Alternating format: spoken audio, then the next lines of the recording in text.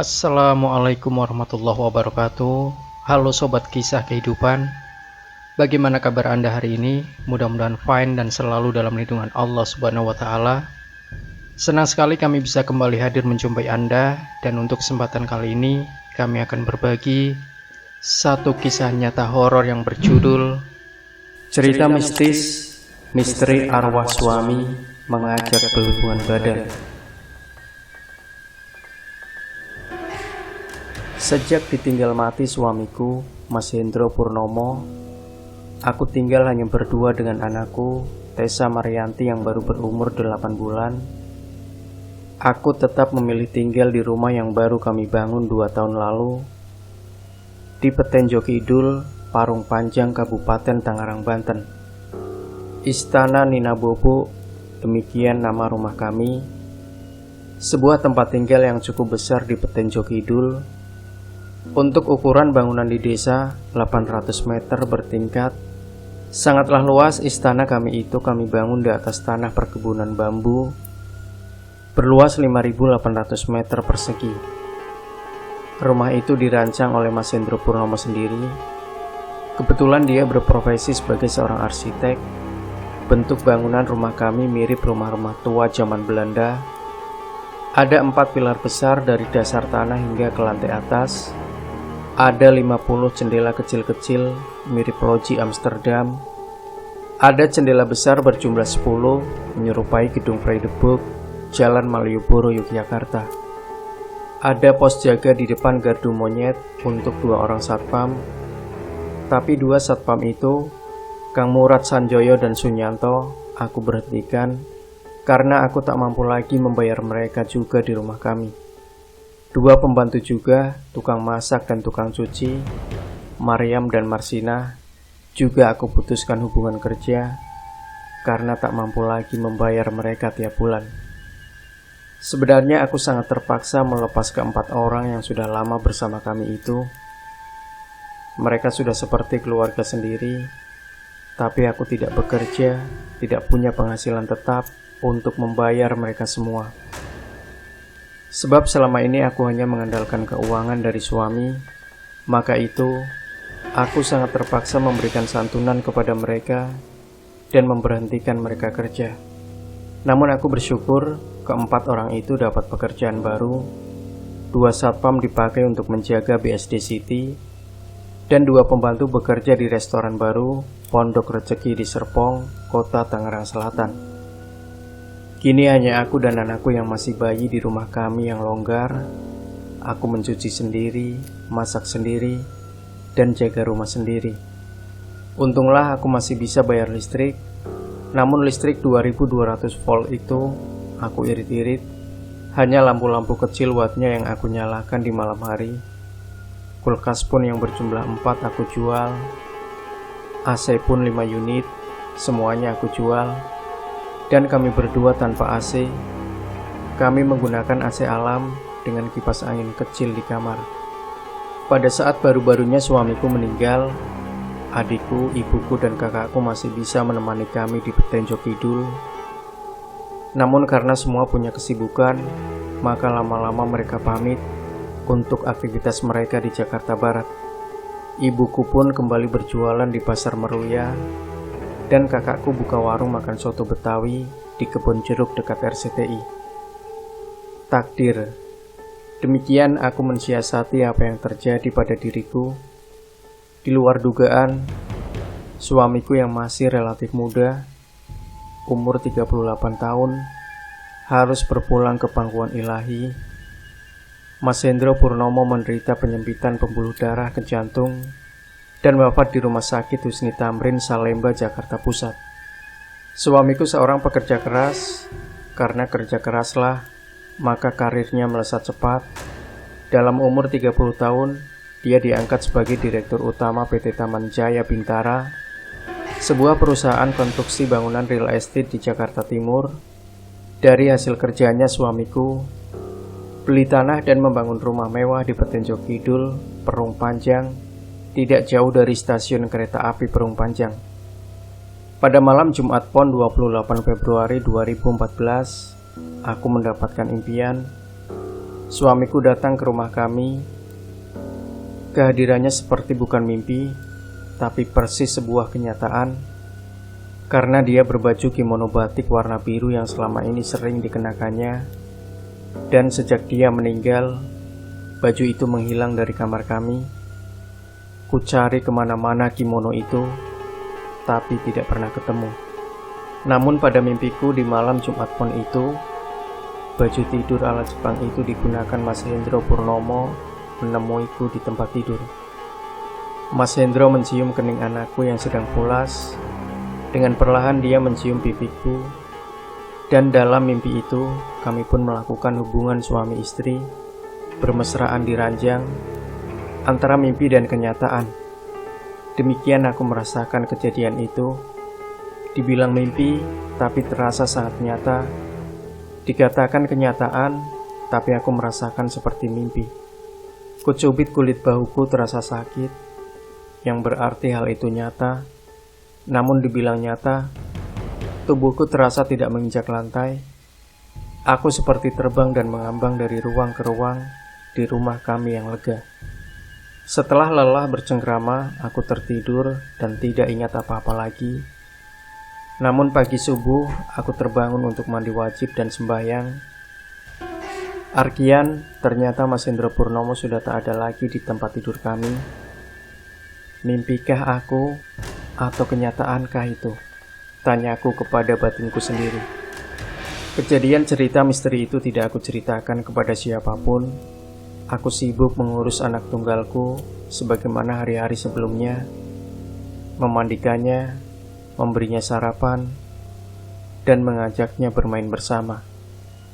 Pada malam Selasa Pahing 4 Maret 2014, Mas Hendro Purnomo datang lagi. Dia tetap datang dengan baju tidur kimono batik biru kebiasaannya. Tubuhnya juga berbau parfum kesukaannya, Elizabeth Arden dan Samsara. Kami juga ngobrol dan bercengkrama, dan juga sampai melakukan hubungan badan. Namun berbeda dengan pertemuan malam Jumat Pon lalu, kali ini kehadiran almarhum benar-benar terasa nyata. Aku merasakan benar-benar menghadapi dirinya, fisiknya dan suaranya yang persis 100%. Mas Hendro, mimpikah aku malam ini? Mas Hendro kan sudah meninggal. Kenapa mau wujud lagi dan kita berhubungan intim? Tanyaku sambil mencubit tangannya yang kekar. Ini kenyataan, Mama. Ini benar-benar nyata, dan aku kembali ke rumah untuk kalian. Fisiknya lembut. Seperti pertemuan pertama, kali ini juga Mas Hendro raib lagi. Dia menghilang entah kemana. Mungkin pikirku, dia kembali ke kuburannya. Malam Rabu Wage 26 Maret 2014, pukul 13.45 waktu Indonesia Barat, Mas Hendro datang lagi ke kamar kami. Aku tidak tahu dia masuk dari pintu mana atau jendela mana. Namun yang jelas, dia tahu-tahu sudah ada di sebelahku dan membelai rambutku. Kami ngobrol banyak hal tentang usahanya, tentang anak kami, tentang kesehatanku, dan tentang kematiannya. Kali ini, Mas Hendro Purnomo hadir memberitahukan tentang uangnya di sebuah bank yang selama ini aku tidak tahu menahu tentang depositonya yang berjumlah miliaran di Bank Gumilang. Sebutlah begitu, dan dimintanya aku mengambil uang itu. Buku Bank Gumilang itu disuruhnya diambil dalam tas es-solak hitam yang selama ini tak pernah aku buka. Tas itu ada dalam lemari pakaiannya di rak paling bawah. Besoknya aku membuka tas es-solak itu. Nomor kombinasi kunci pembuka yang disebutkannya 2345. Ternyata benar, nomor rahasia itu mampu membuka tas hitam kokoh itu. Di dalam tas itu, selain dokumen, ada buku deposito Bank Gumilang dengan jumlah 2,5 miliar. Uang itu langsung saya cek di Bank Gumilang dan ada jumlah semuanya 2,7 miliar rupiah. Mas Hendro berpesan uang itu jangan diambil dari Bank Gumilang, tapi ambil saja bunganya setiap bulan. Bunga yang berbunga yang jumlah cukup besar setelah dihitung sejak Mas Hendro wafat. Maka itu setiap bulan aku datang ke Bank Gumilang untuk mengambil bunga deposito itu.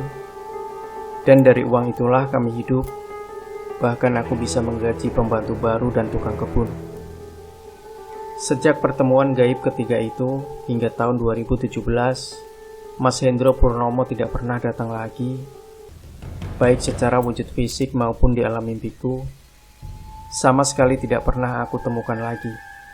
Jangankan sosok fisik, hadir ke alam impian pun tidak terjadi lagi.